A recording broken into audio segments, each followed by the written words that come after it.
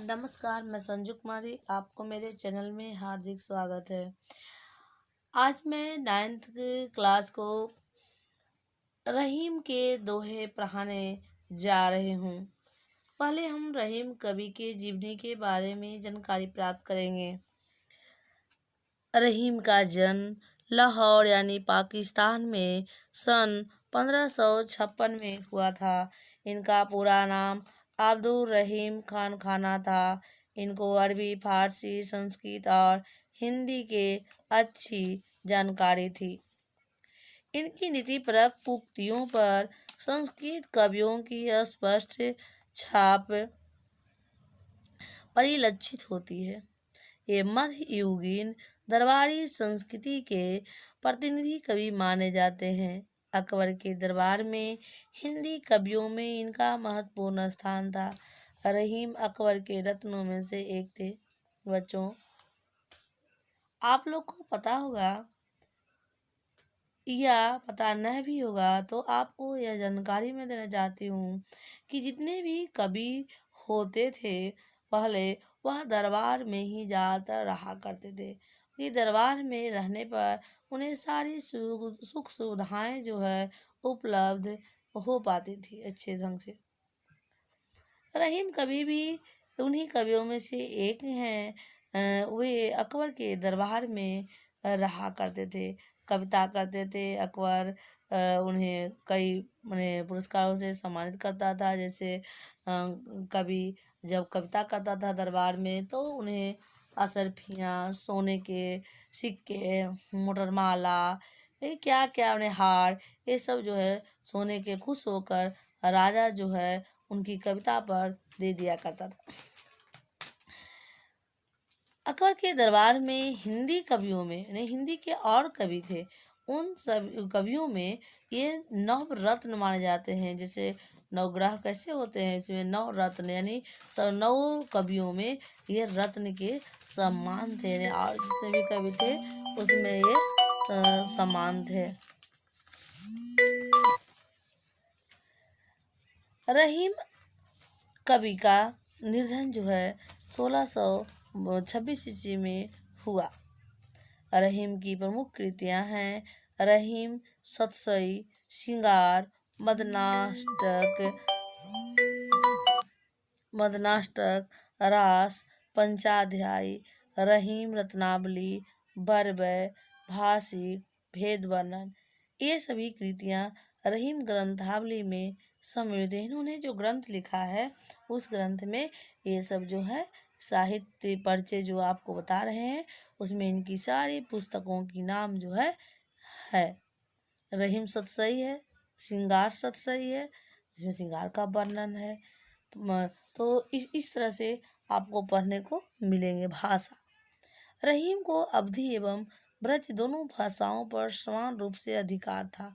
उन्होंने अपने काव्य में भावपूर्ण भाषा का प्रयोग किया। यानी जितने भी जो आपको बताए कि काव्य है, जैसे श्रृंगार सतसई है, मदनाष्टक, रास है, पंचाध्याय, रहीम रत्नावली, बरबय, भाषिक, भेद वर्णन, ये सभी में जो है इनके जो भाषा है अवधी और ब्रज दोनों भाषा पर इनको बहुत पकड़ था और इन्हीं दोनों भाषाओं में ये सभी जो पुस्तकें हैं इनकी वह रचित है। उन्हें अपने काव्य में प्रभावपूर्ण भाषा का प्रयोग किया। यानी जो भाषा सरल और सहज रूप का होता है उसी का इन्होंने प्रयोग किया ताकि पढ़ने वाला पाठक भी एकदम गदगद हो जाए पढ़ करके। साहित्य की विशेषताएं, रहीम के काव्य का प्रमुख विषय श्रृंगार, नीति और भक्ति है। रहीम बहुत लोकप्रिय कवि थे। उन्हें दोहे जनसाधारण को आसानी से याद हो जाती थी। यानी इनके दोहे जो थे वे जनसाधारण को यानी लोगों को, जनता को आसानी से याद हो जाती थी। इनके नीति परक दोहे, इनके दोहे जो हैं और नीति परक हैं। यानी नीति इनके दोहे में बताया गया है, नियम बताया गया है, प्रचलित है, जिनमें दैनिक जीवन के दृष्टांत देकर कवि ने उन्हें सरल, सहज और बोधगम्य बना दिया है। सरल है, सहज है और बोधगम्य यानी बहुत ही आसान है। कविता के संदर्भ में तो इस पाठ में रहीम के नीतिपरक दोहे लिए गए हैं। ये दोहे जहाँ एक तरफ पाठक को औरों के साथ कैसा व्यवहार करना चाहिए इसकी शिक्षा देते हैं, वही मानव मात्र को करणीय और अकरणीय आचरण की भी नसीहत देते हैं कि उन्हें मनुष्य को अपने जीवन में क्या करना चाहिए, क्या न करना चाहिए, यह सब जो है इनके दोहे से स्पष्ट होता है। यानी ये शिक्षा देते हैं कि वही मानव मात्र को करणीय और अकरणीय, क्या करना चाहिए क्या न करना चाहिए, आचरण की भी नसीहत देते हैं। नसीहत माने मार्ग दिखाते हैं, रास्ता दिखा रहे हैं कि मनुष्य को क्या करना चाहिए और क्या न करना चाहिए। तो आपको हम आगे इनके दोहे कुछ बता रहे हैं। रहीमन धागा प्रेम का मत तोड़ो चटकाए, टूटे से फिर ना मिले मिले गांठ पड़ी जाए।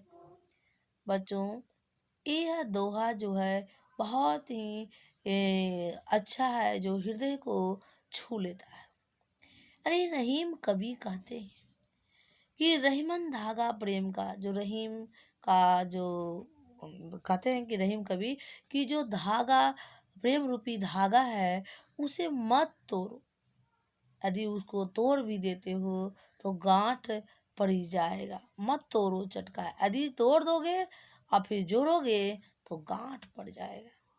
टूटे से फिर न मिले, मिले पड़े गांठ पड़ जाए, यानी टूट जाएगा तो फिर मिलना मुश्किल होगा, और मिलेगा भी तो गांठ रहेगा। यानी हम अपने परिवार में ही भाई बहन माता पिता अपने सगे संबंधियों से नफरत यदि किसी से एक से कर लेते हैं तो वह क्या हो जाता है, फिर उसको यदि हम बात बिगड़ जाने पर यदि हम रिश्ते को जोड़ने का भी कोशिश करते हैं तो वह रिश्ता जो है वह माने मिलने आपस में लगता है कि हम तो मिले हुए हैं, लेकिन मन में यानी ग्रंथि में जो है वह गलानी जो है और रह जाती है।